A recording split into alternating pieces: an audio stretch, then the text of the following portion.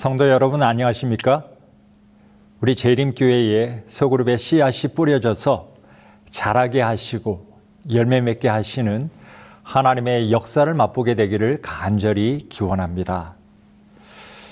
먼저 교회 혹은 소그룹의 자연적 성장 원리를 보여주는 성경 말씀을 세번역 성경으로 읽겠습니다.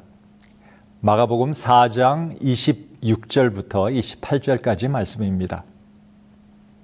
예수께서 또 말씀하셨다.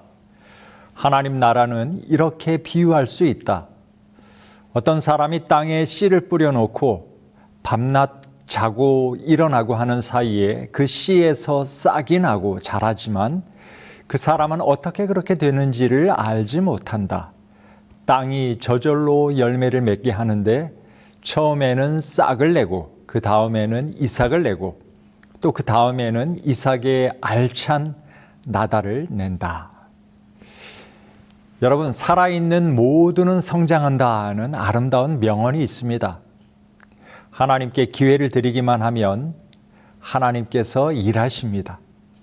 씨를 뿌려놓고 싹이 자라기까지는 땅에서 이루어지고 있는 일들을 눈으로 확인할 수 없어서 답답할 수도 있는데요. 그러나 눈에 보이지 않는 순간에도 하나님께서 일하고 계십니다. 그래서 어느 순간 싹이 나오는데요. 그 싹은 다른 모습으로 변화하면서 자라납니다. 그러나 변화를 멈추면 성장을 멈추고 쇠퇴하게 되어 있습니다. 저는 오늘 이 시간에는 교회를 소그룹 패러다임으로 변화시키시기를 원하시는 교회에 참고가 되었으면 하는 마음으로 하나님께서 새로남 교회에서 어떻게 변화를 거듭해 오셨는지, 어떻게 소그룹을 시작하셨고 또 오늘에 이르기까지 변화에 변화를 거듭하며 자라게 하셨는지 그 과정을 간략하게 말씀드리고자 합니다. 돌이켜보면 제 목회 사역의 전환점이 된 2011년에 제자훈련과 소그룹에 눈을 뜬 후 제가 심무하는 교회 상황에도 맞고 또 저에게도 맞는 소그룹 체계를 고민하며 여러 가지를 시도해 본 것 같습니다. 전임교회에서도 6년간 다양한 소그룹을 경험해 보다가 2018년 현재 교회로 이동하게 되었는데요. 모든 목회자가 새로운 교회로 가게 되면 하는 일입니다마는 하나님께서 저를 이 교회에 보내신 이유가 무엇인지 찾는 일을 먼저 했습니다. 이를 위해서 마침 준비되어 있던 NCD 교회 건강 진단 평가 결과 보고서가 많은 참고가 되었습니다. 이 보고서에 의하면 새로남 교회는 8가지 질적 요소들 모두 한국 재림교회 평균보다 높은 아주 건강한 교회로 진단되었습니다. 제 전임 사역자께서 20년간 재임하시면서 아주 건강한 교회를 만드시는 하나님의 충성스러운 도구이셨음을 느끼게 했습니다. 그러나 평균 점수가 높다고 하더라도 그 중에서 상대적으로 낮은 부분이 있기 마련입니다. 새로남 교회는 직원회를 통해서 이 NCD 설문 결과를 분석하는 시간을 가졌고 교회가 전인적 소그룹을 강화하는 방향으로 나아가기로 뜻을 모았습니다. 이 설문 결과 보고서는 교회의 강점과 약점을 구체적인 수치로 제시해 주기 때문에 교회를 객관적으로 평가하는 데 좋은 참고 자료가 되었습니다. 이렇게 교회 사업의 방향을 전인적 소그룹으로 잡은 후 우선 제자훈련과 소그룹 비전을 함께 나누는 시간을 가졌습니다. 그리고 2018년 하반기에 패스트 교재로 제자훈련 2개 반을 시작했습니다. 여러분, 제자훈련의 주 목적은 지도자, 즉 리더를 양육하는 것입니다. 소그룹의 성패가 리더에게 달려있기 때문입니다. 예수님도 많은 무리에게 설교하시고 가르치셨지만 특별히 12제자를 택하여 집중적으로 훈련하셨습니다. 그리고 훈련받은 제자들에게 너희는 훈련받은 대로 제자를 삼아 가르쳐 지키게 하라고 명령하셨습니다. 그 결과 유진 피터슨의 말처럼 예수님은 자기 시간의 90%를 12명의 유대인에게 투자하여 모든 미국인에게 다가갈 수 있었다. 그렇게 말씀하십니다. 여러분, 제자 12명은 작은 숫자 같지만 만약 12명이 또 다른 12명씩을 제자 삼아 훈련한다면 제자의 수가 144명이 됩니다. 또 이 144명이 각자 12명씩 제자를 삼아 훈련한다면 1728명이 됩니다.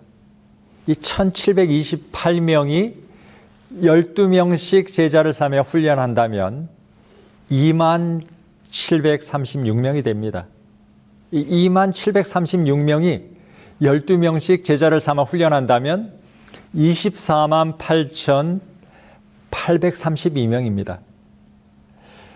이 사람이 또 12명씩 제자를 삼아 훈련한다면 298만 5,984명이 됩니다. 이 사람이 12명씩 제자를 삼아 훈련한다면 약 3,600만 명이 됩니다. 또 이 사람이 12명씩 제자를 삼아 훈련한다면 약 4억 3천만 명이 됩니다. 또 이 사람들이 12명씩 제자를 삼아서 훈련한다면 약 51억 6천만 명이 됩니다.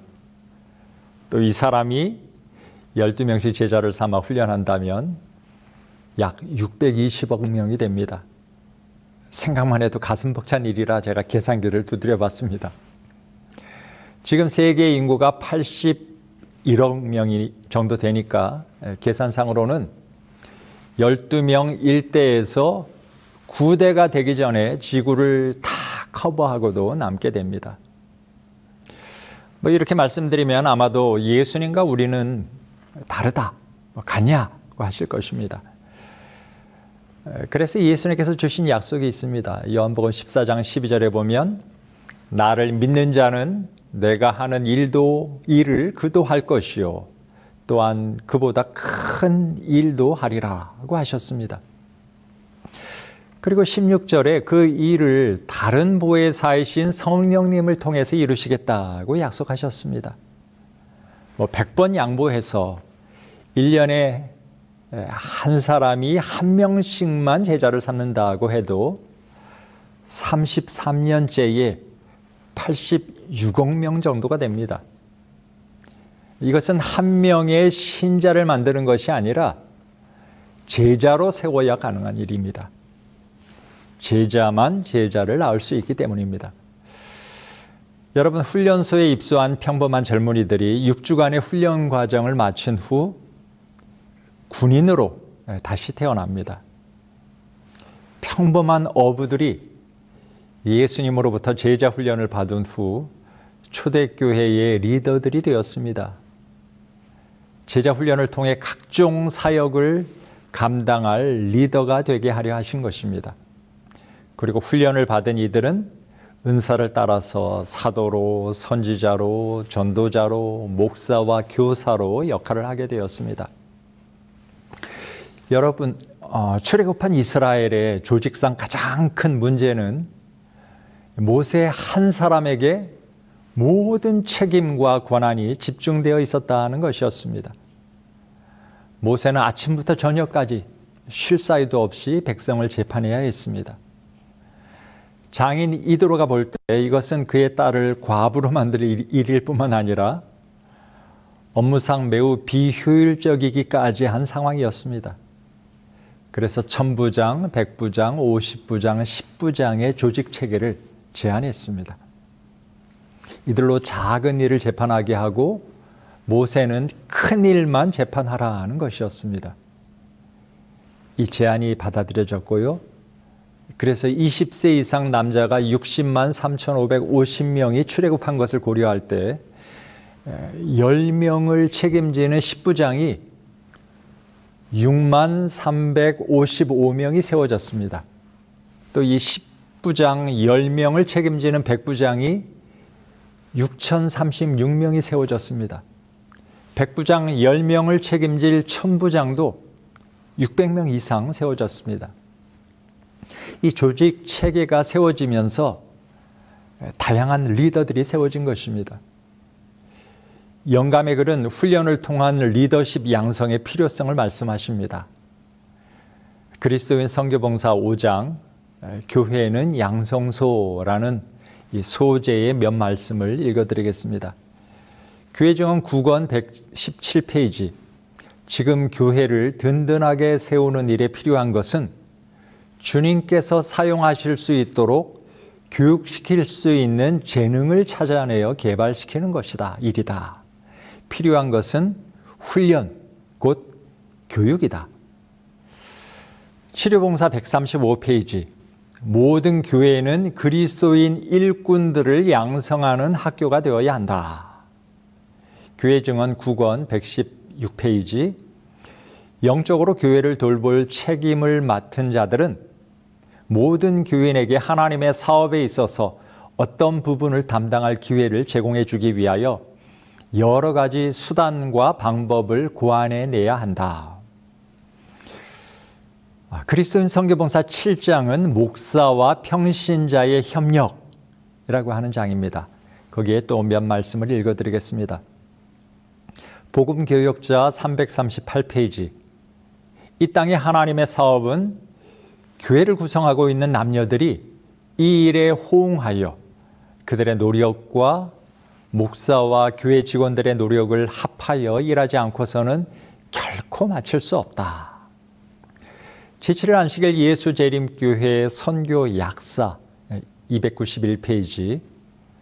목사들은 교회가 할 일을 자기가 함으로써 자신을 피로하게 만들거나 신자들이 저들의 의무를 수행하지 못하도록 방해하여서는 안 된다.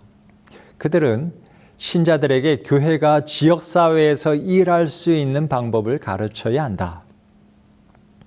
교회증언 9권 28페이지. 목사들이 우리 교회의 신자들에게 줄 수 있는 가장 큰 도움은 설교가 아니라 교인들이 일할 수 있도록 계획을 세우는 일이다. 저희 새로남 교회가 제자훈련을 하면서 읽은 이 말씀은 훈련을 받는 우리 모두에게 정말 큰 자극과 결심이 되었습니다. 리더 양육을 계속해 가면서 2018년 말에 소그룹 캠프를 열었고요. 윤재성 목사님을 통해서 사역팀에 대한 강의를 들었습니다. 그래서 안교와 선교반을 일원하기로 했고 또 2019년 반을 편성하려고 하면서 우리 교회가 할 수 있는 사역 목록을 먼저 작성해 보았습니다. 그리고 리더들을 세웠고 교우들 각자가 열정이 있는 분야에 3순위까지 지원하게 하여서 성경 입문반을 비롯하여 하늘음악반, 만나요리반, 예언의 신반, 중보기도반, 천연계반, 운동치유반, 천국가정반, 좋은 이웃반, 늘 푸른반 등에 적절히 배정했습니다. 이 방식은 제가 전임지에서도 경험해 본 것이었고 하여튼 시작하기 쉽다 하는 장점이 있습니다. 그렇게 해서 2020년까지 사역팀 방식으로 소그룹을 운영했습니다. 아마 소그룹을 해보신 분은 다 공감하실 텐데요. 소그룹이 모이기 시작하면 언제든지 소그룹별 공간에 대한 요구가 있기 마련입니다.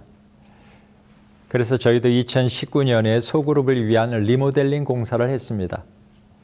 큰 공간을 쪼개서 소그룹이 모일 만한 공간 6개를 만들었습니다. 그렇게 한 2년 동안 친교를 바탕으로 소그룹으로 여러 봉사활동들을 했는데 사역을 하려면 안정적인 영적 에너지가 필요함을 느꼈습니다. 예수님께서 사람이 떡으로만 사는 것이 아니라 하나님의 말씀으로 살 것이라 하셨죠. 수많은 설교를 듣지만 개인적으로 말씀 묵상하는 것은 여전히 필요한 것입니다. 그래서 2020년에는 말씀 묵상을 배우고 연습하는 소그룹 말씀 묵상 수련회를 개최했습니다. 그리고 소그룹별로 말씀을 묵상하기 시작했습니다. 말씀 묵상을 정규적으로 실천하는 소그룹들은 확실히 변화가 있었습니다. 이렇게 말씀으로 배부른 사람은 양심이 자극을 받아서 열왕기하 7장에 나오는 사마리아 성문 밖 4명의 나병 환자들처럼 복음을 전하러 나서기 마련입니다. 그래서 2020년 12월 말에 몇몇 헌신한 분들이 자발적으로 전도 소그룹을 만들었습니다. 그리고 기도와 말씀으로 무장하고 구도자를 만나기 위해 나아갔습니다. 코로나 팬데믹이 활동에 제약을 주었지만 용감하게 전도했습니다. 저는 이분들을 전도 특공대라고 불렀습니다. 이분들이 주축이 되었고 또 소그룹이 연합해서 6월에 있었던 온라인 전도회 때 구도자가 계신 곳으로 가서 함께 말씀을 들었고 또 온라인 접속이 어려운 분들을 위해서는 큰 TV 모니터를 가지고 찾아가서 스마트폰 데이터로 인터넷에 접속하여서 말씀을 듣게 해드렸습니다. 코로나도 더위도 악천후도 넘어서게 하는 열정이었습니다. 이렇게 해서 새로남교회는 친교, 양육, 예배, 사역, 전도 등 이 전인적 소그룹의 5개 분야가 하나씩 꿰어지기 시작했습니다. 코로나 팬데믹으로 이 예배 참석에 제약이 있었지만 입으로 예배드리면서 소그룹이 돌아가면서 대면 예배에 참여하게 하며 또 가능한 소그룹 사역을 계속 이어갔습니다. 그래서 드디어 2020년 9월에 새로남교회는 이전의 소그룹 모습보다 진일보한 11개의 전인적 소그룹 체계로 탈바꿈하게 되었습니다. 돌이켜보면 하나님께서 친히 모든 길을 지도하시고 이끌어 오셨음을 확인하게 됩니다. 우리는 전인적 소그룹을 하기로 선택하고 씨를 뿌렸을 뿐인데 하나님께서 자고 깨고 하는 사이에 변화에 변화를 거듭하며 자라게 하신 것입니다. 케어그룹이라는 이름으로 전도 소그룹을 경험해 보겠다 실험적으로 만든 이 전도 특공대회가 신의 한 수가 되었습니다. 소그룹의 존재 목적이 전도에 있다는 것이 각인되는 기회가 되었습니다. 그리고 짧은 기간이었지만 도전적으로 전도인의 사명을 감당해 본 것이 이후 각 소그룹의 방향을 설정하는데 큰 밑거름이 되었다고 평가합니다. 그리고 소그룹 체질 개선에 크게 영향을 준 또 하나는 새벽 기도입니다. 소그룹들이 1년 계획을 세울 때 자기 소그룹뿐 아니라 교회 전체에 유익이 될 만한 계획도 하나 정도씩 연관 계획으로 세우게 했었는데요. 2021년에 한 소그룹에서 재림 준비를 위한 기도와 헌신의 40일 계획을 연초에 하도록 세웠고 그래서 줌이라는 온라인 방식으로 새벽 기도회를 하게 되었습니다. 참여하기를 원하시는 분들에게 줌을 연결하는 법을 일일이 가르쳐 드렸고 또 여러 차례 테스트를 거쳐서 약 40여 명이 참여하였습니다. 20분간 제가 먼저 말씀을 전했고 이 줌의 소회의실 기능이 있습니다. 그 기능으로 각 소그룹별로 나누어져서 나눔과 기도의 시간을 가졌습니다. 그렇게 40일을 하니까 이제 몸도 어느 정도 적응이 되었고 또 새벽 시간을 소그룹과 함께 하나님께 드리니까 좋은 겁니다. 그래서 몇 소그룹이 보이스톡으로 소그룹 새벽 기도를 자발적으로 이어가기 시작했습니다. 그것이 점차 확산되어서 지금은 대부분의 소그룹이 매일 새벽 기도를 자체적으로 진행하고 있습니다. 물론 전 소그룹원이 다 참석하는 것은 아니지만 등불을 끄지 않고 있습니다. 그리고 매일 모여 삶을 나누고 말씀을 나누고 기도 제목을 나누기 때문에 소그룹원들 사이의 문제는 예방되고 또 문제가 생겨도 즉시 해결되어지는 것을 봅니다. 그리고 서로 세워주며 서로 성장하는 것을 보게 됩니다. 2021년에는 리더가 핵심 그룹들과 협력하여서 최대한 자율적으로 사역할 수 있도록 하는데 중점을 두었습니다. 그리고 매주 진행되는 리더 모임이 격려와 자극의 자리가 되게 했습니다. 하나님의 사람 요셉의 도움으로 양식이 미리 준비되어 있던 애굽 황실은 기근으로 인해 오히려 점점 더 강해질 수 있었는데요. 코로나 팬데믹은 교회에 아주 큰 위기였지만 소그룹 체계가 세워진 교회에게는 오히려 각 소그룹이 내실을 다지며 정착하게 되는 좋은 기회가 되었습니다. 목회적인 돌봄이 어려워졌을 때 소그룹이 성도들 상호간에 세워주는 일을 하도록 해준 것입니다. 사실 다양한 소그룹 모습을 경험했지만 이 전인적 소그룹 시스템은 저도 처음이기 때문에 하나님을 의지하며 하나님의 인도하심을 따라 리더들과 함께 미지의 세계로 들어가야 했습니다. 더 많이 기도할 수밖에 없었고 또 목회자와 리더들이 같은 배를 탄 자로서의 동역자 의식이 더 강해질 수 있었습니다. 그래서 저는 부족하지만 믿고 따라주며 헌신해 주신 리더들에게는 늘 감사한 마음과 동역자 의식을 가지고 있습니다. 이럴 때 경험자의 한마디가 큰 도움이 되기 때문에 사경회나 장막부흥회를 통해서 소그룹에 대해서 조금이라도 배울 수 있기를 바랬습니다. 2021년에는 목동교회 김경목 장로님을 초청해서 케어그룹에 대한 경험을 들었고 또 뜨거운 질의응답 시간을 가졌습니다.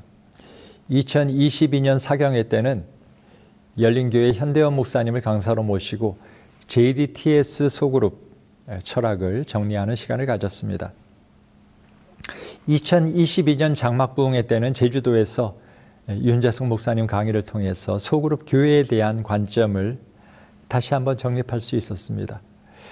이런 경험에 기초한 철학을 듣는 것은 동기부여가 될 뿐 아니라 시행할 때의 시행착오를 줄일 수 있어 유익했다고 봅니다. 부족한 제가 이번 기간 동안 드리는 이 말씀도 또 오늘 말씀도 여러분들에게 조금의 도움이 되기를 간절히 소망합니다. 해 아래는 새 것이 없기에 나에게 맞는 옷을 어디서 어떻게 찾느냐가 지혜인 것 같습니다. 소그룹을 하다 보면 조심스러운 부분도 없지 않았습니다. 구도자가 없이 친교만 강조하는 소그룹은 자기들끼리만의 파당이 됩니다. 자기만 위하는 암적인 존재가 되어서 교회를 어렵게 합니다. 그래서 1년 이상 구도자 없는 소그룹은 해체하고 구도자가 있는 소그룹으로 재편하는 것이 정답이라고 생각합니다. 또 조심해야 할 것은 소그룹 간의 경쟁 구도가 형성되면 교회의 연합이 깨어질 수 있습니다. 그래서 경쟁하지 않도록 인센티브 제도는 애초부터 도입하지 않았고 또 큰 자가 작은 자를 돕는 예수님의 정신을 강조했습니다. 2021년에 소그룹이 자율적으로 계획하고 운영하도록 재량권을 많이 드렸더니 이 연합의 필요성이 제기되었습니다. 그래서 2022년에는 새로남교회 3대 가치 중 하나인 연합을 강조하기로 했습니다. 그래서 소그룹들 사이에 통일할 수 있는 부분들은 최대한 통일했습니다. 전 소그룹이 예언의 신 같은 범위를 묵상하도록 범위를 정해 주었습니다. 운동회 등의 이 이벤트를 소그룹이 주관하여서 준비할 때도 두세 소그룹이 협력하게 했습니다. 또 다른 소그룹들도 감사한 마음으로 적극 참여하여서 유익을 얻었습니다. 우리 소그룹만 잘 되면 되는 것이 아니고 다 함께 잘 되어야 하는 것이죠. 2023년도에는 성경 말씀 묵상을 재강조했고 묵상 범위를 통일했습니다. 묵상 방법도 일부 통일했고 특별히 범위를 통일하여서 날마다 묵상하도록 도와드렸습니다. 그래서 다른 소그룹의 누구와 만나서 말씀을 나눈다고 하더라도 오늘 같은 본문, 묵상한 같은 말씀을 나눌 수 있게 했습니다. 새벽 기도에서 묵상한 바를 직접 나누지 못하시는 분들도 밴드에 묵상한 것을 올려서 간접적으로 나누고 있습니다. 저는 소그룹을 하면서 재림교회의 사명은 이 전인적 소그룹을 통해 마무리될 것이다 라는 개인적인 확신을 갖게 되었습니다. 이것은 하나님께서 정하신 법칙이고 또 하나님께서 보이신 모본이고 명령이고 영감이 그래도 권면하고 계시기 때문에 그렇습니다. 히브리서 10장 24절 25절에 예수님의 재림이 가까움을 볼수록 서로 돌아보아 사랑과 선행을 격려하는 모임인 이 소그룹을 더 적극적으로 하라고 하십니다. 리뷰 앤 헤랄드 1896년 7월 21일자에 보면 늦은 비 성령은 교인들의 대부분이 하나님의 동역자가 될 때 부어질 것이라고 하셨습니다. 저는 소그룹을 하면 할수록 교인 대부분이 하나님의 동역자가 되게 하는 방법은 이 소그룹이 유일하다고 느끼게 되었습니다.